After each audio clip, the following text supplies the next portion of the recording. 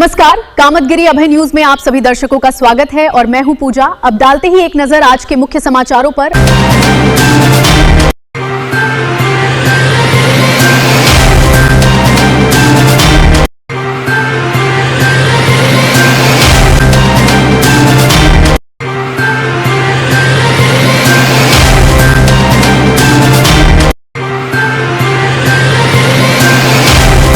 मिलते हैं छोटे से ब्रेक के बाद और आप देखते रहिए अभय टीवी। सेंट थॉमस स्कूल खुट्टा गांव के पास करवी चित्रकूट। हमारे यहाँ प्ले ग्रुप से लेकर कक्षा 12 तक की शिक्षा कुशल अध्यापक एवं अध्यापिकाओं द्वारा दी जाती है। स्कूली बच्चों को लाने और लेकर जाने के लिए बस की सुविधा भी उपलब्ध है। हाई स्कूल एवं इंटर के छात्र छात्राओं के लिए फिजिक्स, केमिस्ट्री एवं बायोलॉजी की लैब की भी सुविधा उपलब्ध है। इस स्कूल के बच्चे प्रतिवर्ष सीबीएसई बोर्ड में उत्कृष्ट स्थान पाते हैं। तो देरी किस बात की है? यदि आप अपने बच्चों का उज्जवल भविष्य चाहते हैं तो हमारे विद्यालय आइए और अपने बच्चों का प्रवेश कराइए। हमारा पता है सेंट थॉमस स्कूल खुट्टा गांव के पास करवी चित्रकूट। समाचार बुलेटिन में आपका पुनः स्वागत है। अब समाचार विस्तार से।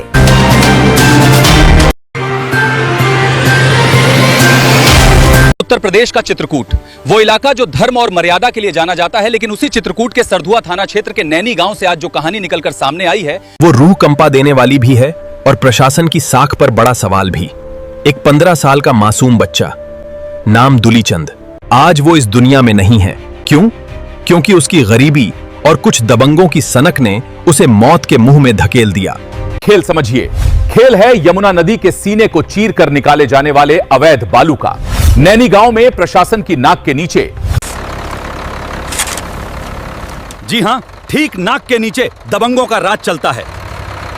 दिन के उजाले में और रात के अंधेरे में ट्रैक्टर दौड़ते हैं, लेकिन इस बालू को भरने के लिए मजदूर नहीं बल्कि गांव के नाबालिग किशोरों को ढाल बनाया जाता है। जब ये नाबालिग किशोर जाने से इनकार करते हैं तो इन्हें डराया जाता है, धमकाया जाता है और जबरन ट्रैक्टर पर बिठा लिया जाता है। किस तरह का मामला है? वह कह रहा था कि मैं आज काम में नहीं जाऊंगी, तो वो आया था कि कहा यहाँ जबरदस्ती कहा चलिए का सन्नत है। ढूंढ के गांव से लोआ लाई गया। फिर रात में ही अपाय मन से ही अस्पताल में लाया। हमसे बताया नहीं कि तुम्हारे लड़का का क्या हुआ क्या न हुआ। कौन लाया था? सुधा। ये कौन है सुधा? सुधा वह गौतम। अच्छा, क्या क्या लेके आ रहे थे ट्रैक्टर में? ट्रैक्टर में बालू लाया था, कहा पलट गई है बालू। उस दिन भी यही हुआ। गांव का ही एक दबंग शुद्धा गौतम वो जबरन 15 साल के दुलीचंद को अपने साथ ट्रैक्टर पर ले गया। बालू लादी गई, ट्रैक्टर दौड़ पड़ा, लेकिन तभी नहर के पास वो ओवरलोडेड ट्रैक्टर पलट जाता है। दुलीचंद ट्रैक्टर के नीचे दबकर गंभीर रूप से घायल हो जाता है। क्या मामला है? किस तरह का मामला है? मामला ये है कि ट्रैक्टर जो है खाद लेकर के जा रहा था और डाल करके वापस आ रहा था।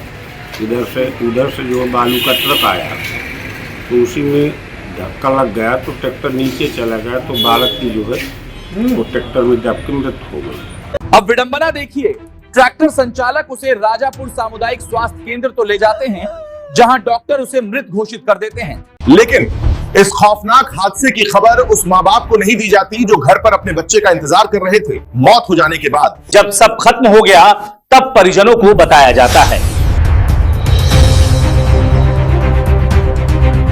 गरीब परिवार जब अस्पताल पहुंचता है तो वहां सिर्फ उनके लाडले की लाश मिलती है।